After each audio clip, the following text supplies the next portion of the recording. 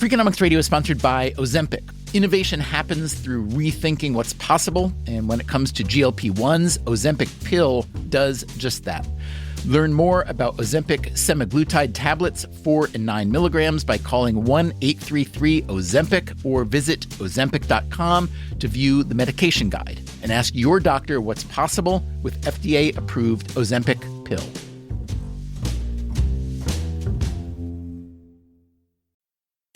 Freakonomics Radio is sponsored by Hotels.com.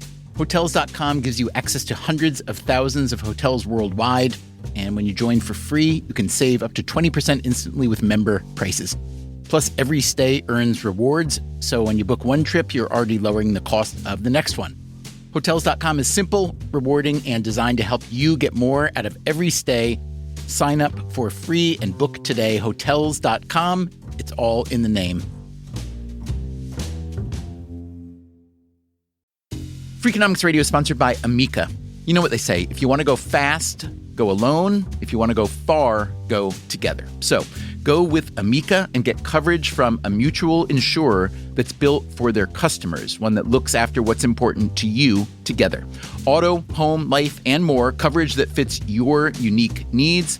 Amica helps you protect what matters most. Visit Amica.com and get a quote today. Hey there, podcast listeners. Our producing partner is WNYC, a public radio station whose business model relies on listener support. You can do your part at Freakonomics.com/donate or by texting the word freak to 69866. The best kind of listener support is when you become a sustaining member. That is, you make a regular monthly donation.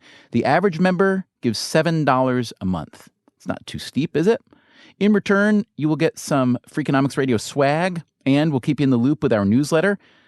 Even better, a generous partner of WNYC's, the Tao Foundation, has issued a challenge. If 500 Freakonomics Radio listeners sign up by June 30th to become members at just $7 a month, the Tao Foundation will contribute an extra $25,000. Thanks for your help, and now on with the episode. I'm Drew Faust. I'm the president of Harvard University. That is a nice thing to say, isn't it? It is. Drew Gilpin Faust recently announced that in 2018 she will step down as Harvard president, so we thought it'd be a good time to replay an episode of Freakonomics Radio featuring Faust that we recorded back in August of 2015. Hope you enjoy. School's starting up, and we have undergraduate freshmen arriving tomorrow, so we're going to be back fully in the swing of things very soon. And tell me, maybe in 60 seconds or less, what you actually do in a given day. That's assuming there is a given day in your life, which there may not be. There really isn't a given day, and things vary a lot depending whether I'm here on campus, visiting alums and others, traveling around the country, meeting with alumni and officials across the globe, a series of meetings with different members of the community, the deans who run Harvard schools, meeting with senior administrators, the Office of General Counsel, Legal Affairs, or our executive vice president, meeting with students or faculty, perhaps attending a student performance or a student athletic meeting with the undergraduate student government, attending a faculty meeting in one or another, meeting with individual faculty or groups of faculty to hear about their aspirations and their research and teaching. So those are just some of the things that could fill a day. And it often goes from a breakfast like the one I had this morning with a member of our Board of Overseers, through a day of meetings into an evening of perhaps a dinner with one or another constituent group, or a performance or some other evening activity. I'm exhausted listening to you. And part of today you're spending with Freakonomics Radio, for which we're very grateful.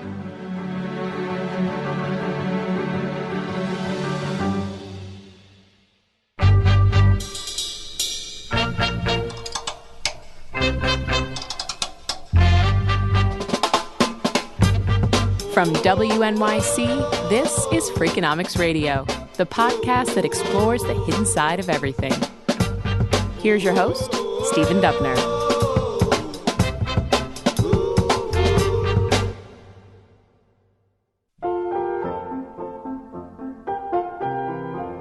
Drew Gilpin Faust was installed as the president of Harvard University in 2007. Her immediate predecessor was Derek Bach, a longtime Harvard president years earlier, who came back for 1 year as acting president after the very short and very stormy tenure of Lawrence Summers.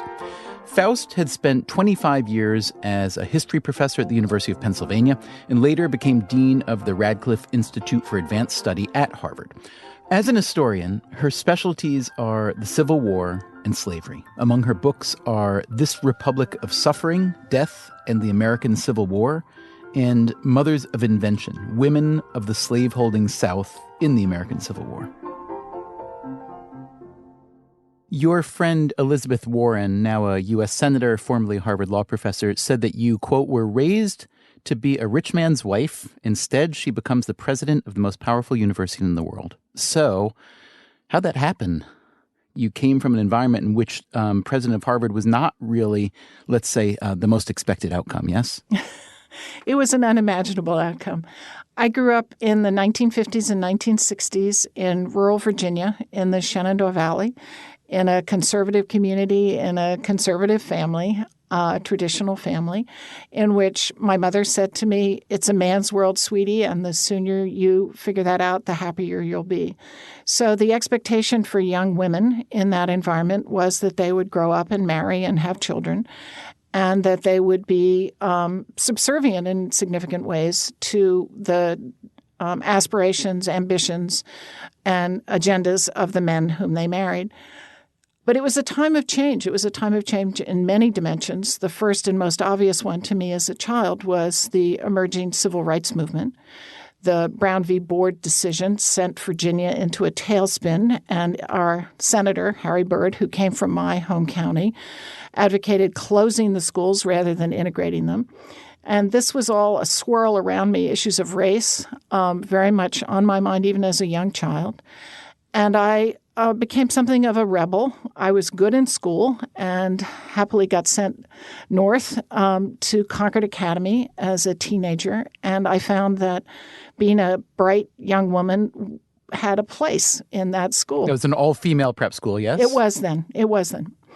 And so I think Concord gave me a route and an avenue and a lot of support to ask questions that were very much in the air and to find a path for myself that could take advantage of doors opening in front of me as women were given opportunities increasingly to undertake activities that just had not been imaginable before. I think I should say in all of this, despite the prevailing ideology of my youth about the appropriate place for women, I had two very powerful grandmothers who sort of from behind the scenes were the force in the family, even though the men in the family officially were in charge. Those grandmothers set an example of female power for me that I think had its effects. You once said at a Harvard College Women's Leadership Awards ceremony that, quote, I'll quote you, "I think I was born a pain in the neck." Talk a bit more about that, your desire to, let's say, agitate the status quo. Well, it began with a demand for equality with my brothers. You had three brothers, yes? Three brothers. And from an early age, they were given freedoms and permissions that I wasn't.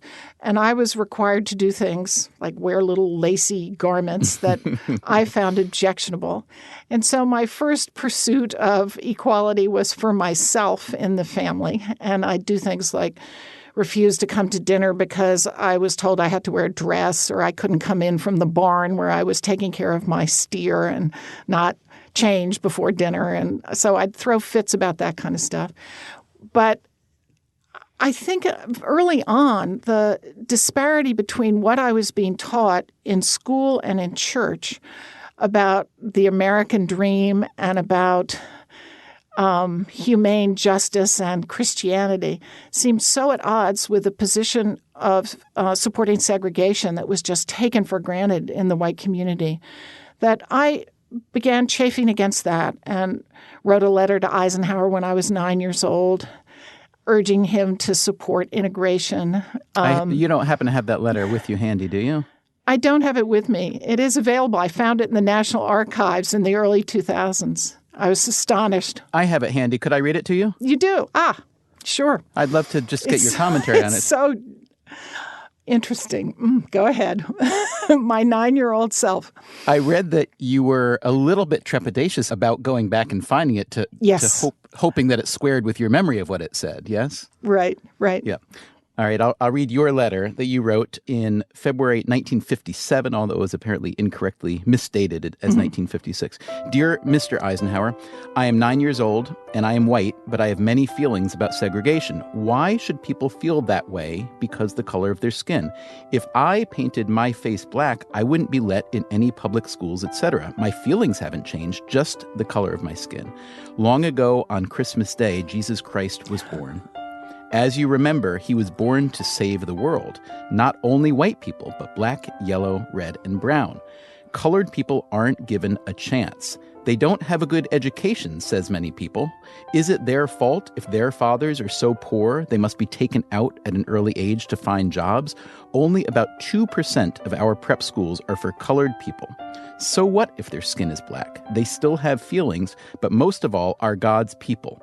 Please, Mr. Eisenhower, please try and have schools and other things accept colored people. Sincerely, Catherine Drew Gilpin, 9 years old. Did you hear back from the president? I'm curious. I got a letter from a staff member, not from the president himself. And my parents, they hadn't known I'd written this letter. And so when this acknowledgement from the White House arrived, they were astonished and asked me what it had been about. And I told them, and they kind of rolled their eyes. But neither one of them was alive when I finally found the original of the letter in the Eisenhower Library. Oh, that's a shame. You plainly had a very pronounced sense of segregation, be it male, female, black, white, and so on. Can you just describe a little bit more the environment you grew up in? I know that you led a life of, I guess we'd call it great privilege, we'd all agree, yes, from a family of substantial means. Your parents, I understand, met at a fox hunt, which is a nice way to meet. So I'm just curious if you could describe the environment, especially racially, I guess, of your growing up and how that led to this 9-year-old girl who wrote this letter to the president. Clark County was the smallest county in Virginia, and it's on the Shenandoah River. But it's an interesting county because even though it's in the western part of the state where slavery was less installed than along the seaboard and the eastern part of Virginia, it was a kind of outpost for a lot of tidewater families. Carters and Byrds and others, their younger sons came to that area in the 18th and 19th century. And so it had a substantial African-American population that persisted into my childhood, the era of my childhood. And so I lived in a community where I had a lot of interaction with African Americans, but it was a hierarchical interaction. They lived in a village called Millwood, which was near the farm on which we lived, and they basically, African Americans worked in a variety of roles for the white people in the neighborhood. I lived on a farm, a large farm, and my father was in the horse business, so I spent a lot of time with horses and other animals. I was in the 4-H club. I raised cattle and sheep, and I attended a school in that area, just a few miles from the house in which I lived. There's a certain conflict or complexity about the family of means idea in that, yes, my grandmother had substantial means. We lived on this large farm, but my father never made a lot of money. So there was this kind of scramble always for cash. There was a lot of land and other surround, but there was not a lot of disposable income. And he relied in a number of domains on my grandmother. For example, she paid my tuition at Concord Academy. So that made it a little more complex than simply a spigot of available resources. And so there was a sense both of wealth and also awareness of what limits there might be. I also came from a community in which I did have a lot of interactions with African Americans. It was not the same kind of upbringing as, say, I would have had I been in the northern suburb, where I think I would have been more separated from African Americans. So I had, a life very much influenced by individuals who I cared a lot about from that community. Mm-hmm. And I assume that was a substantial influence in your becoming a scholar who's written about the Civil War, but also has written particularly about slavery. Also, I'm just curious, coming from an old, prominent Southern family as you do, I'm curious whether your ancestors had slaves, owned slaves? I'm sure they did. My mother was from New Jersey and New England roots, but my father grew up in Virginia. His family before that came from Tennessee and North Carolina. And around the time of the Civil War, his family, some of his family in North Carolina and some of them in Tennessee would have been slave owners, yes. You went to an all-female prep school and then an all-female college, Bryn Mawr, and wound up in the Harvard orbit by taking over the Radcliffe Institute for Advanced Study, formerly Radcliffe College, of course, which was the all-female sister college of Harvard. Considering all that you've accomplished in scholarship and administration and beyond, does this, in your mind, make any kind of argument about the value of a single-sex education? Certainly it was critical for me. If I had been at Harvard College, Radcliffe College, as a student during the years of my college education, which was 1964 to 1968, I would not have seen powerful women professors. There were, during some of that time, 0 tenured women professors at Harvard in arts and sciences at Harvard, or 1, perhaps by the time I would have graduated. I wouldn't have been allowed in the undergraduate library until the spring of my junior year. It was reserved for men. At Bryn Mawr College, we ran the world. It was a much smaller world. It was a much less influential world. But I had many female role models, powerful women around me. I had no reason to doubt what was possible for a woman until I was cast forth on the world and began to get a more realistic view of what that world was like. So you could argue it 2 ways. You could say, while I was at Bryn Mawr, I was able to build up certain kinds of capacities and confidence that then were challenged and tested when I saw a more realistic portrait of the world as a whole. Or you could say that had I been at Harvard, or at Radcliffe, I might have had to build up those awarenesses earlier on. But on balance, I think I was lucky to have a time to become educated in an environment where I was valued in the way that women were at Bryn Mawr College. You have accomplished so very much in your life. You have 3 brothers. I'm just curious if you've ever thought what you would have accomplished or how you might have accomplished differently if you'd been born the 4th son in that family instead of the only daughter. We actually talk a lot about this as siblings and what explains our different routes in life. I think partly I was driven to do what I have to make up for being a girl. Mm-hmm. That I was not given a assumed and natural place in the hierarchy. I had to earn it. So that's one thing I often think. I also think about my grandmothers and their image of familial power that maybe translated naturally in a changed era into more public expression of capacity and power. It's a little bit of a joke in our family about the seeming power of men, but the underlying force of everyone being terrified of my grandmothers. So how to work that out, I'll leave to others, but there's some speculation about it. Coming up after the break, did President Faust, the first female president in Harvard's very long history, consider herself a token female appointment? There's no asterisk next to my name saying, well, she's just the woman president of Harvard. Also, why Harvard's $30+ billion endowment is kinda, sorta, maybe not as massive as it seems. So if we look at endowment per student, Yale actually has more endowment per student than Harvard. And you know who doesn't have an endowment? Freakonomics Radio. Hard to believe, but true. And our producing partner, WNYC, relies on listener support. Right now, there's a listener challenge going on. If 500 people become sustaining members of WNYC by June 30th, the Tao Foundation will kick in an extra $25,000. So please go to freakonomics.com/donate or text the word freak to 69866. If you'd prefer, you could send a note to President Faust at Harvard, ask her to redirect a stray billion or two of her endowment, but it might be easier to just do our thing. Freakonomics.com/donate or text the word freak to 69866. And thank you.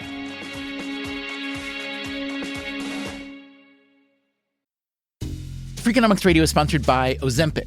Innovation happens through rethinking what's possible, and when it comes to GLP-1s, Ozempic pill does just that. Learn more about Ozempic semaglutide tablets, 4 and 9 milligrams, by calling 1-833-OZEMPIC or visit Ozempic.com to view the medication guide and ask your doctor what's possible with FDA-approved Ozempic pill.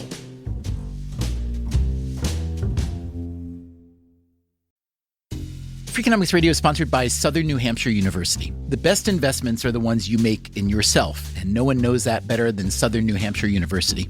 With more than 200 online degree programs, no set class times, and low online tuition, Southern New Hampshire University is built to fit your life today and set you up for success tomorrow.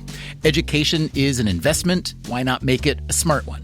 Apply for free at snhu.edu/Freakonomics.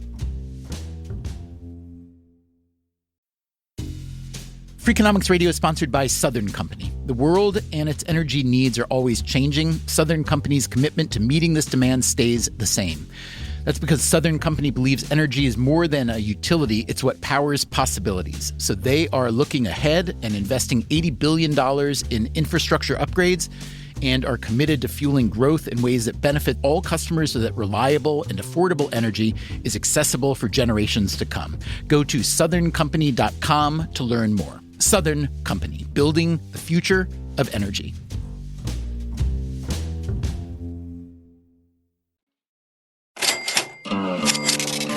From WNYC, this is Freakonomics Radio.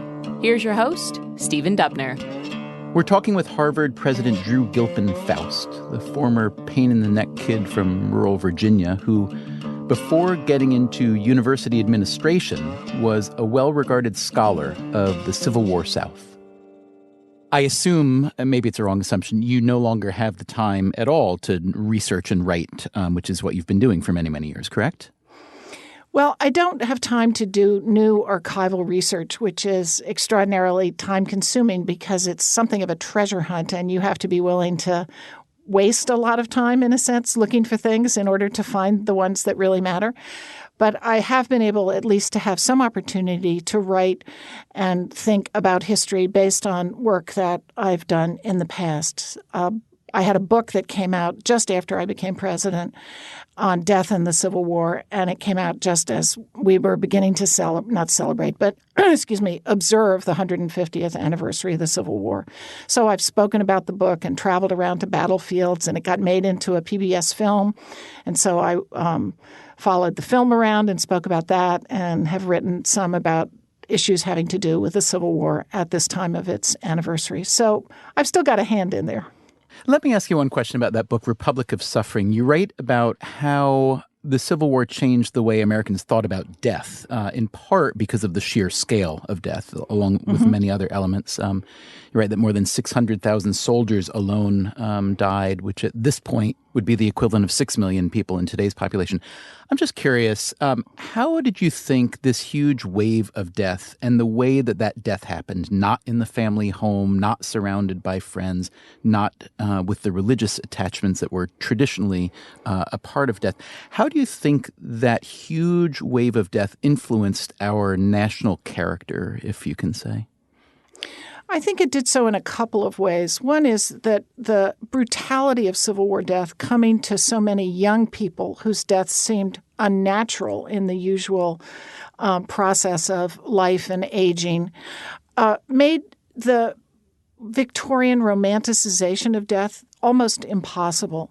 It was hard to think about death in a benevolent way. It was hard in some instances to think about what kind of God would allow such slaughter. So people were really knocked back on their heels in terms of the assumptions about the world in which they lived and how it operated and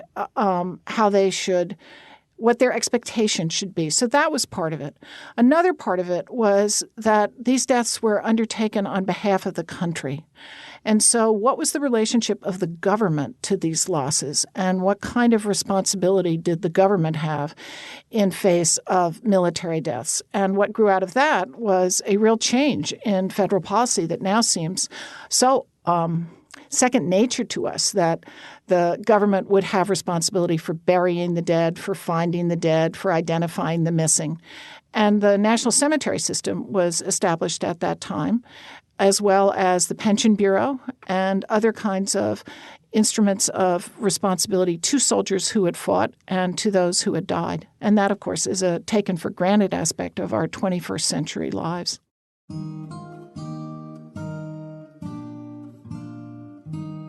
You took over the presidency of Harvard not too long after the dismissal of Larry Summers, the economist who rubbed some people very much the wrong way, evidenced by his public discussion of the difference between men and women in the sciences. Shortly after his dismissal, then, you became the first female president in Harvard's 350-plus year history. Did you feel in any way, and forgive me if I'm asking questions that exacerbate this if the answer is yes, but did you feel in any way a token female appointment? I'm just curious whether you've been made to feel a kind of feminist symbol or a symbol of feminism when in fact you're just Drew Gilpin Faust. Well, I didn't feel that I was a token appointment because I didn't think that the Harvard Corporation would make token appointments. They're not that kind of group. I felt that I had been chosen on the merits. But there were plenty of people who, outside of that realm, who accused me of being a token appointment or alleged that I was a token appointment. And I found myself at the announcement of my presidency in February of 2007, asked a question from the audience about how I felt as the first woman president of Harvard. And just without having prepared it or even thought it through, I just shot back and said, I'm not the woman president of Harvard. I'm the president of Harvard. And that was an important statement for me. But I also realized increasingly over the weeks that followed that the kind of attention to the fact that I was a woman was not just about, oh, she's just a token. It was also letters from little girls all over the world, from their parents saying, now I know my daughter can do anything. And I realized that I had to inhabit that space as the woman president of Harvard because it did matter. And it didn't mean that I was someone who had been appointed the way somebody is given an asterisk when they hit the largest number of home runs in an extended season. There's no asterisk next to my name saying, well, she's just the woman president of Harvard. But at the same time, I am the woman president of Harvard. That sends a message, I hope, to anybody who hopes for the best and the most for young women. When you came aboard, what were your biggest challenges as Harvard president? And then give me an update and tell me where things stand now. Well, when I became president, it was after an interim year where Derek Bach had come back to serve as president. And so things had been kind of in suspended animation a little bit. And so how did we get back to normal? How did we enable everybody to get back and do their work and settle into the routines of excellent teaching and scholarship? And so calming things down was a big part of that first year. And I had to replace a lot of deans. There had been deans whose terms had ended, and so I did a lot of searches and finding people to put in place in a variety of jobs. I care a lot about teaching, always have. That's been a high agenda item. So how can we attend to the issues in the college? So all of those things were on my plate. Harvard's increasing international profile. But then 1 year in, the financial crisis had a little recession came. To deal with, yeah. Yeah. Mm-hmm. And we lost 27% of our endowment, and our endowment funds 35% of our operating budget. So what that created was a crisis in which we had to look hard at everything we did and ask, why do we do it that way? Do we want to keep doing it that way? And how can this be an opportunity for change and innovation in this institution to fit it for its next 375 years? And so as a result of that, it was a very difficult time. We had to make a lot of hard choices. But I also had a kind of wind at my back for change in areas varying from the governance structure of the university, which we changed for the first time since 1650, to a whole variety of ways of trying to do our work better and move Harvard forward. Mm-hmm. Now, we should say as much as Harvard lost in its endowment during that crash and the recession, Harvard still has by far the largest endowment on earth, north of $30 billion currently, unless, please correct me if I'm wrong, a little bit north of 30, which is more than $10 billion more than number 2, Yale. So I totally appreciate the fact that you say when the endowment loses a huge chunk of its value, that there's a lot of change that needs to be undertaken or at least considered. But can you just talk for a moment about what an endowment, in your view, and obviously this is not your decision to make, really should be used for, should fund, should be considered as, because it's obviously much more than just a nest egg? I worry a lot that there's not a broad understanding of what endowments are. So thank you for this opportunity to say a little bit about it. First of all, an endowment is made up of gifts given to the university over time that are legally bound to certain uses. So some of the endowment is restricted to funding a French professor or funding student aid. And that means that we have to use the income from that money for that particular purpose and also at the same time preserve the corpus of the gift so it can continue to fund that in perpetuity. Now, let me say one other thing about comparing Harvard's endowment to Yale's or Princeton's or anyone else's. It depends what a university does. Harvard is much, much bigger than Yale. So if we look at endowment per student, Yale actually has more endowment per student than Harvard. And if you think about some of the things that are funded by Harvard's endowment, things like our art museums, things like a Renaissance research center in Italy, we can't take that money out of that. It can only be used for that, but it gets counted in that figure of Harvard's total endowment that you described. A major thing we use our endowment for is student aid. And we are able to fund in our undergraduate college student aid for 60% of our undergraduates because of the very generous gifts to financial aid that have been given over the years. There's a lot of evidence, particularly in the realm of economics, that the ROI, the return on investment on education, is very strong. In fact, one could argue that education is maybe the single best investment that any human could ever make in oneself or one family. But increasingly, there's been a lot of suspicion and indeed some evidence that the ROI is either declining or simply not as strong as believed, and or that too many people have been directed toward a certain kind of colleges when in fact perhaps that might not be best for their outcome. How do you look at that question? Please be as empirical as you can in making the argument that education is indeed the great investment that universities argue it is. Well, what we've seen in the past decade or two is that knowledge is increasingly the currency of the world in which we operate, and the differential between what a high school graduate can make over a lifetime and what a college graduate makes over a lifetime has increased. We also saw during the recession that unemployment was much lower than among college graduates than it was under those who did not have college degrees. So this is a time when learning and knowledge is increasingly, not decreasingly important. This is something that we need to recognize as a society, and Harvard believes very strongly in this and believes in giving opportunity to students from the widest possible range of backgrounds and financial circumstances. But we need to think about this holistically as a system of higher education across the United States and the importance of the publics who have been significantly defunded. In about the 1990s, $1 in $4 of support for the publics came from families, and the rest came from the state. This has reversed. And so when you see the cost of education in the publics has not changed, but the price has changed because they've been defunded by their state governments. This is a disinvestment that our nation is making in the most important investment it can make in its future. And so we need to make sure that places like Harvard can thrive. But we also need to make sure that the publics can thrive and the system of community colleges as well for students who are seeking either a leg up into a 4-year college education or perhaps a terminal 2-year degree that will give them the skills to operate within the modern technologically advanced workforce.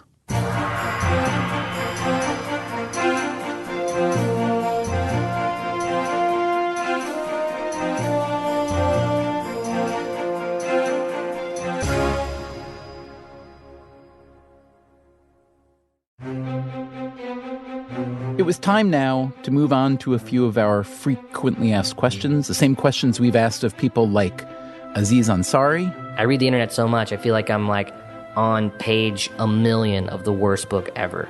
And I just won't stop reading it. For some reason, it's so addictive, but it's such a horrible book. And former Microsoft CEO Steve Ballmer. I am afraid, basically, of falling down, and I have been ever since I was a kid. I still go down the hill sideways sometimes. So let me ask you this, President Faust. What would you consider the single best investment you've ever made? It might be financial, emotional, educational, whatever, in getting to where you are today. And getting to where you are today, I mean, not necessarily as just a professional, but as a human. I would say definitely my education. Going to Concord Academy was life-changing for me, put me in a different environment, and gave me aspirations and possibilities that had not been available before. What is your strategy for when you need to bring a bottle of wine to someone's house for dinner? How much do you spend on it, and or do you regift?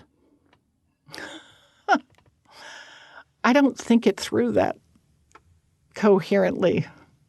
I guess I go and find a bottle of wine and grab it. What do you and go. spend? $20 roughly? 50? Maybe more, 40, 50. I often actually, in recent times, there is a vineyard in California called Faust.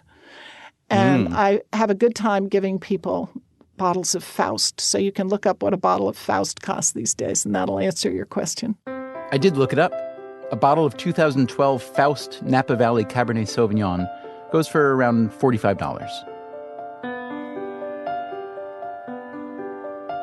What is the one story about you that your family always tells? Well, they don't tell it in front of me, so I don't know. What is something, President Faust, that you believed for a long time to be true and then decided that you had either been wrong or otherwise somehow changed your mind? Wow. I don't know how to answer that. I mean, is there any either political or economic or educational issue or even dogma that you really subscribed to, then came to think, you know what? Maybe it was something that over time, I don't mean it needs to be a road to Damascus conversion moment, but something that you really reversed field. Or you may just be an extraordinarily intellectually consistent person. No, I doubt that's the case. I think I'm a person who doesn't look back a lot. I'm always looking forward. And so I don't identify and say, whoops, I've changed my mind there. But I need to think about this because I don't want to come to see myself as somebody who never can change. So you've asked an important question that I will ponder, but I can't think of an answer. It's a deal. Okay. And if you had a time machine, when would you travel to and why, and what would you want to do there? I would like to go to the period that I've written about and see, did I get it right? Did I get it wrong? Partly because one of my approaches to history has been very much through the lens of anthropology, of trying to understand the culture and the broader set, not just to chronicle events, but to really understand how people saw their world. And so if I could time travel to the early 19th century or to the Civil War era, I'd get a sense of whether I'd gotten it right, and that would be intriguing to me.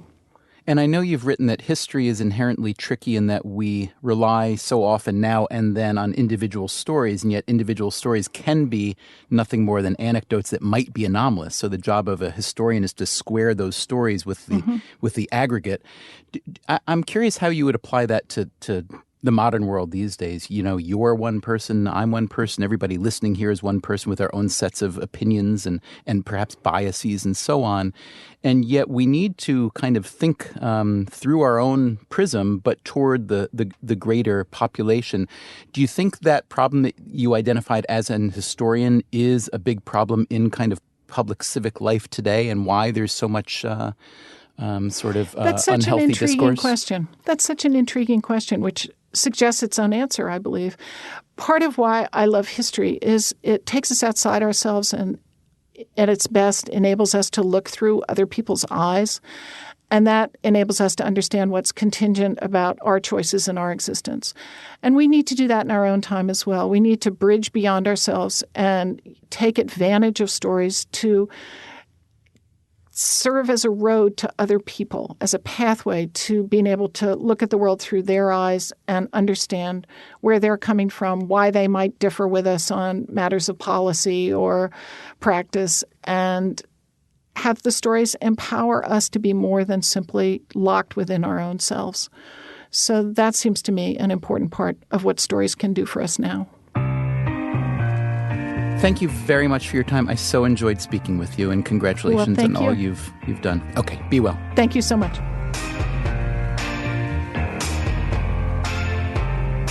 Coming up next time on Freakonomics Radio, in 1960, just 5% of births in the U.S. were to unmarried mothers. Fast forward now to 2014. In 2014, over 40% of births in the U.S. were to unmarried mothers. That is not good news. The kids who are being born to less educated single moms, they are falling farther and farther behind. But what if the economy got a huge positive jolt? That would definitely help turn things around, wouldn't it? Wouldn't it? In fact, the data showed the opposite. Unmarried births and the fracking boom. That's next time on Freakonomics Radio.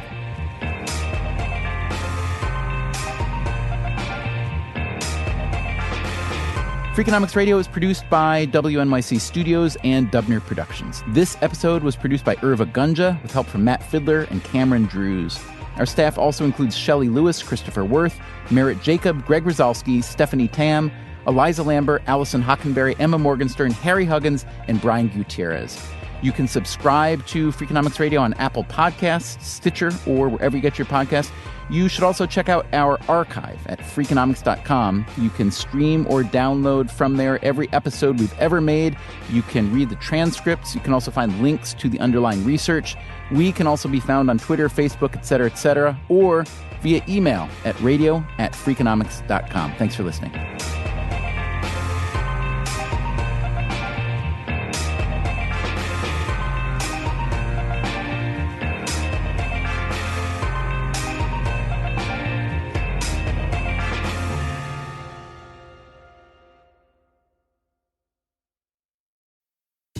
Freakonomics Radio is sponsored by Vitamix. According to the LA Times, the average American home contains 300,000 items, including a staggering number of appliances. All those gadgets, just clutter. But there's one tool that delivers what a dozen others only promise. From pureeing to chopping, Vitamix blenders bring the power of an entire kitchen to your countertop, offering enduring performance and precision you can count on. In a world full of clutter, do more with less. Visit Vitamix.com and shop now. Hi, I'm Angie Hicks, co-founder of Angie. One thing I've learned is that you buy a house, but you make it a home. For decades, Angie's helped millions of homeowners hire skilled pros for the projects that matter. Angie, the one you trust to find the ones you trust. Find a pro for your project at Angie.com. Breathe in. Feel the sense of calm that comes from having up to $300 in overdraft protection with GoToBank. Now... Did you say $300? Yes. Now, back to our breathing. So if I overspend my balance, GoToBank has my back up to $300? Yes. Can we breathe out now? Less worries, more zen, with over $300 in overdraft protection. Tap to open an account today. Eligible direct deposits and opt-in required for overdraft protection. Fees, terms, and conditions apply.